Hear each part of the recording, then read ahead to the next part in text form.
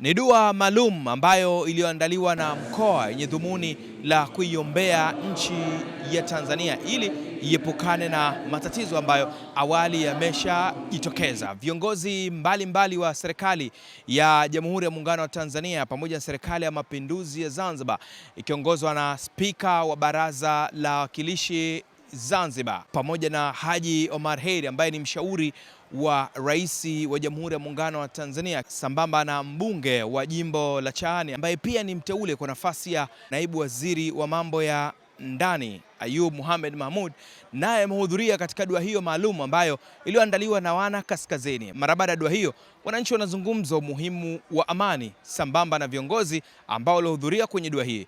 Ripoti za Ayo TV pamoja na millardayo.com hapa Zanzibar. Mimi naitwa Satizade. Kwa sababu sote tumeyaona ambayo yameendelea katika nchi na tumejua ule umuhimu wa kufanya visomo vya namna hii, lakini napatwa na moyo mkubwa sana kwamba niliposikia hapa kwamba dua hizi zitakuwa zipo kila baada ya kipindi cha miezi 3 mpaka 4.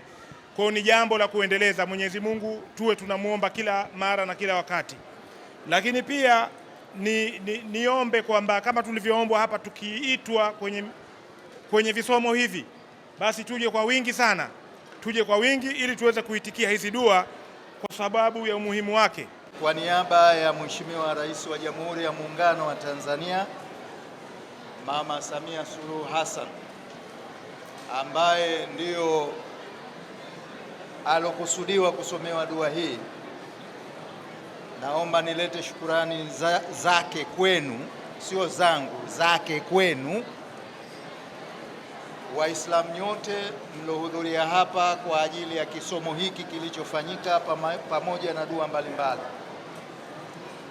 Mashehe zangu hapa walikuwa wakinipandisha mori, lakini nimefurahi kusikia kwamba kila baada ya miezi 3 tutasoma dua kama hii.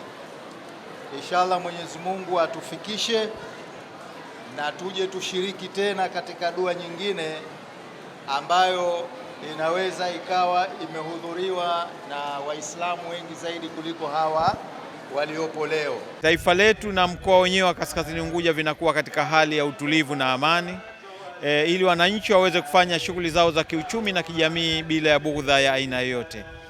Kwa nini leo? Ni kwa sababu kama tunavyokumbuka siku ya tarehe 29 Oktoba 2025 nchi yetu iliingia katika uchaguzi, na uchaguzi ule kwa baadhi ya maeneo hasa upande wa Tanzania bara kulijitokeza ghasia mbalimbali zilizotokana na baadhi ya watu kujikusanya na kuvamia maeneo mbalimbali ya biashara, lakini pia kuathirika kwa baadhi ya wananchi na pia kusababisha vifo kwa baadhi ya maeneo. Sasa hali hiyo, kwa mujibu wa imani ya wananchi wa mkoa huu, wameona kwamba mahali pekee pa kurudi na kulirejesha jambo hili ni kumkabidhi Mwenyezi Mungu, ili kumuomba kwamba kwa kipindi kirefu kijacho au kwa kipindi chote kijacho taifa letu liendelee kubaki katika hali ya amani na utulivu, umoja na mshikamano. Wenzetu kule wanaishi katika maisha kubahatisha.